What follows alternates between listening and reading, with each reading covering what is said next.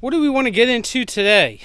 Well, today I got to do personal maintenance on my equipment because I am prepping for winter. I got to get my shit put away. I'm trying to clear out my driveway, and I need my backhoe. So I'm going to do a couple videos of me servicing my backhoe, but the most important thing I got to get to first is the starter. This old 300 is my right-hand man. I mean, I do everything with it, and I need it running tip-top. So I noticed that it started acting up. I thought it was the battery. Battery voltage looked okay, but I noticed it was dipping a little bit. So I checked the connections, checked the ground. That didn't do it, and ultimately we got to replace the starter. And I'll go into what it's currently doing so you can understand if you guys have the exact same problem. Now, quick little backstory. This is not the first go-round for me on this starter. When I first got this machine, I actually had to put a motor in it. So you could see like the motor is, like a tan color compared to the yellow. That's because that's a reman motor that I bought. I actually spent a lot of money on that motor. And anyway, I took the starter off of the old engine that was on there, and I rebuilt it. I took it apart. There was rust inside, a lot of debris. Put a new solenoid on it, and it's been working good ever since. It's been about 5 years, I think. Maybe longer, but I think 5 years. Anyway, one thing I noticed is when I was rebuilding it, is there was a ton of rust and shit inside here. And I noticed that this grommet had cracked just like it is here. And I think what happened is the grommet, just this tractor lives outside. So I think snow built up, froze, and it leaks in there, and it caused rust and stuff. So I'm seeing a lot of resistance on this starter here. I thought it was a ground connection, so I added an additional ground over here to the battery, but that's not doing it. So let me get my meter. I want to show you what voltage I'm seeing when I'm trying to turn the starter, so you can see how much resistance I'm getting. And I'm going to replace this starter with a new one. I'm going to do a little modification to it. I'm going to add some silicone where this grommet is on the new one, so hopefully I don't see this issue again. If this tractor was kept inside, I bet you I wouldn't have this problem, but unfortunately I don't have a garage big enough to hold this big thing, so let's get to it. So first let me show you the symptom of like what she's doing, okay? So she's in neutral. And when I go to turn the key, you see I got lights. When I turn the key on, listen for it. Clicks. Clicks. But it's not like a tick, tick, tick like a weak starter. You can hear the solenoid pull in. And there, see, you do it a couple times and it turns over. I gotta hold it in for it to start, but it'll do it eventually. And really, it should turn over really quick and easy. So, as you can see, if I turn the key a couple times, she'll eventually turn over. So it tells me that like I got some sort of a weak, connection, dirty connection somewhere inside. And, you have your solenoid here, and this solenoid, when I turn the key on, pretty much this thing pulls in, you get your two connections touch, and boom, it's supposed to turn over. I could try to just replace this solenoid, but that's not the problem here. I got something else going on. So I want to go get my multimeter, and I want to see what readings I'm getting. I'm going to put it on the negative, and I'm going to put it on the positive here. And I want to see what are my voltage readings when I turn the key. See that? It went to 5 volts. She's struggling hard. It's a lot of resistance.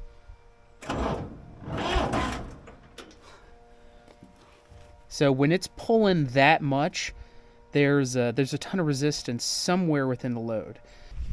Now, changing out the starter on a tractor may seem intense, but it's really straightforward. When you're dealing with big pieces of equipment like this, you're going to deal with much bigger starters. But this is really a straightforward, easy job, and any of you guys can do it. Old equipment like this make it really easy because everything's open. I really don't have a lot of panels to remove. Depending on your piece of equipment, you might have a lot more panels to get to, but on this tractor, John Deere did us a favor, and I don't have to take anything off. I could get right in there and start taking it apart. So first step first is disconnect your battery. All right, now that the battery's disconnected, we are safe to remove this one connection off of the starter. Now, once we put the new starter on, we're going to want to clean these connections anyway. Now, these really shouldn't be too dirty because I cleaned them not too long ago. But you can tell because a lot of connections that have like rust and shit on it. But this is really not that bad. So, all right, let's put those to the side. And maybe I'll just put this guy up here out of the way. You just want to get your wire out of the way so that way it doesn't interfere. All right, we got another connection over here. I think that's like a 5/16. All right, we got this little guy over here.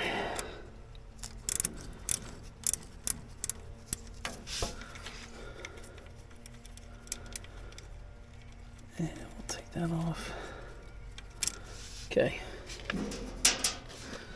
So let's push these wires out of the way. All right. So I'm going to change the angle, and we got 2 bolts we got to remove. Now the hardest part about doing this starter is really the bolt, the top bolt of the starter, which is tucked back up in here. That's the biggest pain in the ass. Other than that, this is straightforward.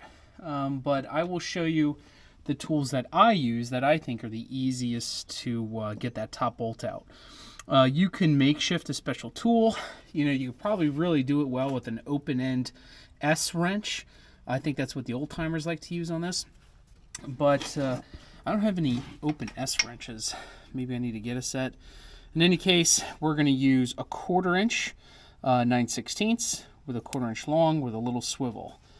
And by doing that, I'm going to fish this right into the top of that nut, like so. And we're going to break it with our,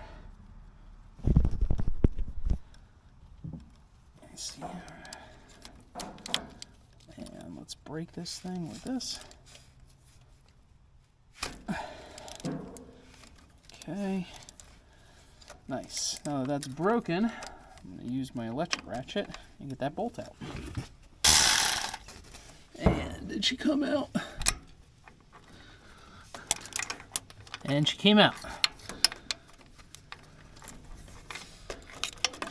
So I'll have to go find that. Yeah, so you got this 9/16 nut just holding on to Deere Life up top. I don't know what the justification was from John Deere not to give you more room, because like it's even tough to get a socket on this bottom one. Why? I mean, like, I don't know why they did that. So here's a 9/16. I can't even get like a ratchet wrench on here if I needed to. If this doesn't turn easy, I would start lubing everything. That way you're not killing yourself. Like I said, I took this out 5 years ago, so it's actually pretty pretty loose. It's like I'm threading real nice. And so this is a 9/16 nut. This is that extra ground wire I put on, because like I said, I was troubleshooting to see, hey, what possibly could be wrong. So the motor's grounded. I don't need this. I'm going to take it off because it's pointless. But again, this was just for testing purposes. So let's push this out of the way. So next you got to do is remove the dipstick. Using a 3/4,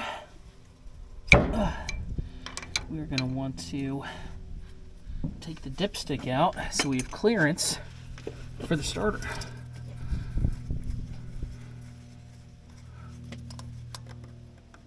That's going to come out.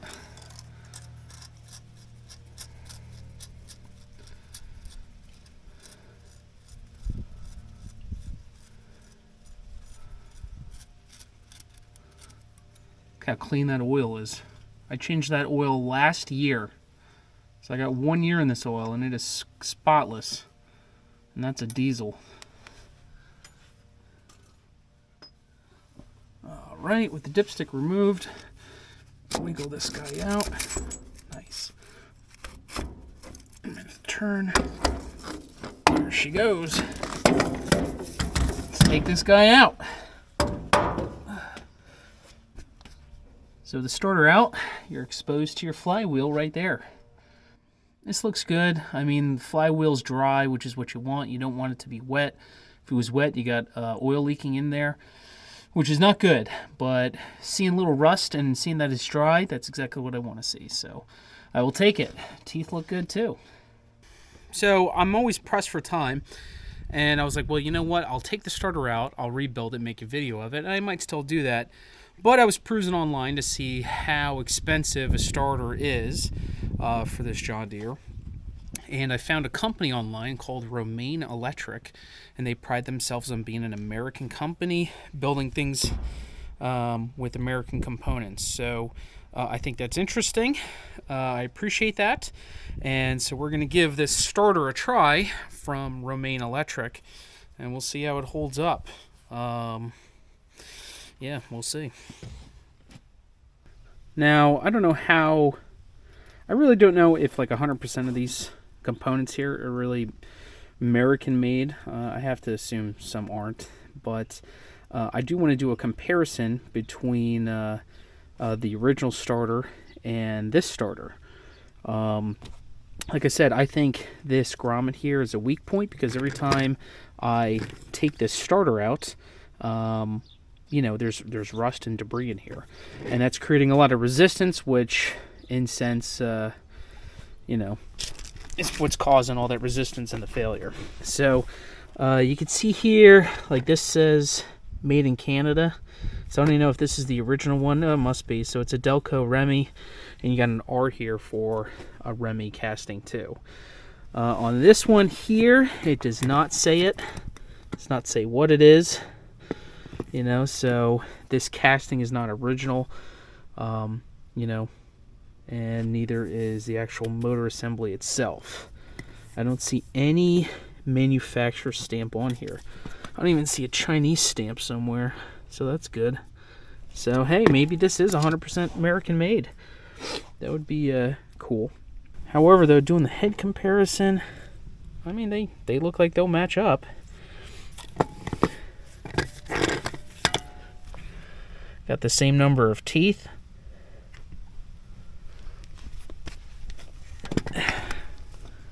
And they got a brass bushing on the end here, so that's good. A lot of times the Chinese put a plastic one here or like a steel one, which is stupid. White lithium grease. I don't know, it looks okay. So let's get to installing this thing. I always think it's funny how you got this massive starter that is, you know, held on by these two little 9/16 bolts. There we go. So I'm just going to let that sit there, and let's put the bottom bolt in first. We're not going to go super tight, but we'll just put it in first. That way the starter doesn't run away. I can tell you one thing already, they gave me more room on this bottom bolt. Like I could actually probably put a socket in on this bottom one, so maybe this is an improvement casting. And I don't know, I mean, it kind of looks the same up top. We'll see if it's easier to get my socket on. I put my nut in the socket here first. I'm going to try, I usually always drop this like 4 times, but getting your finger in there is tough.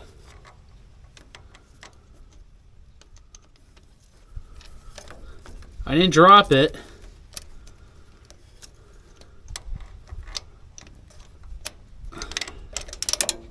I dropped it. Can I get this on? Just my fingers are too fat.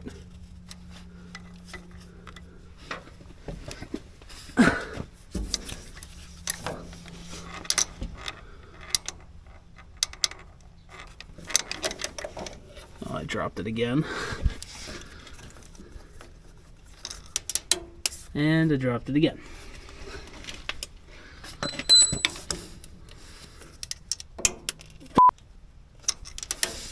Dropped it again. And I dropped it again. And I dropped it.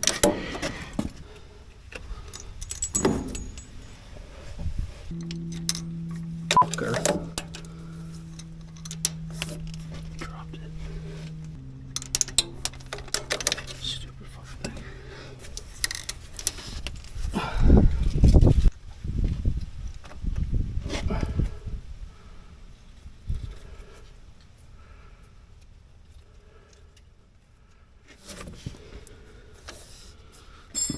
Alright. Now let's write it on there. Pain in the ass that was. Oh, I dropped that thing like 10 million times. What a pain in the ass. But it's on. So, get my other extension. And let's make this thing snug.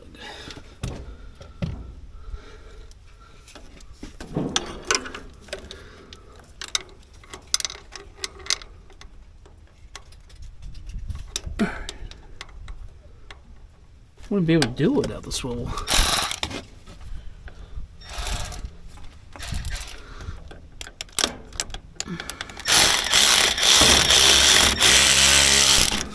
Alright, let's give it one crank.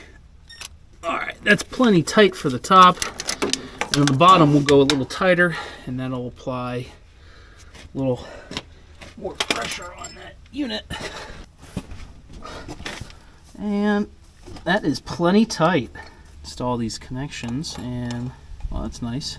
They made this 9/16 as well. Somebody was thinking.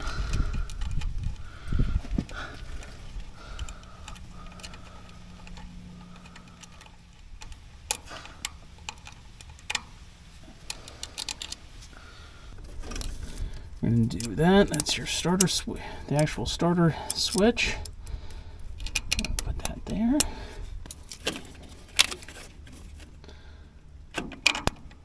Just like so.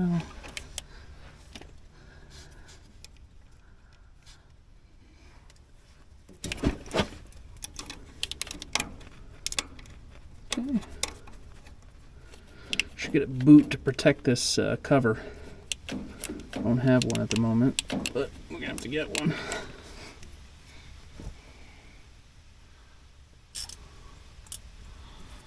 (9/16). Nice.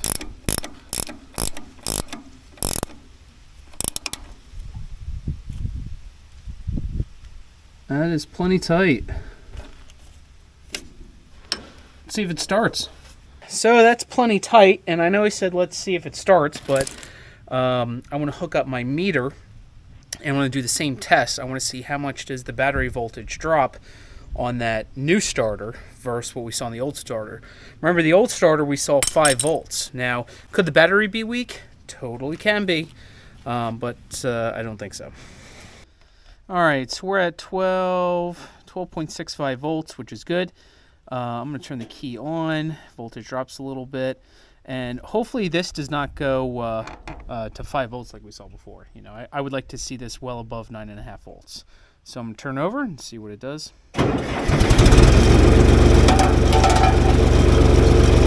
So we saw 10 volts there, 10 point something. I don't remember, but the lowest number I saw was 10 volts. So that's good. Let me...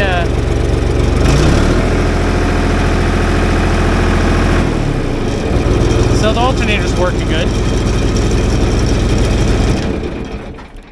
If you enjoyed this video, please hit the like button below, comment, and subscribe. I do appreciate all the comments. I try to get back to as many people as possible, and I appreciate the support.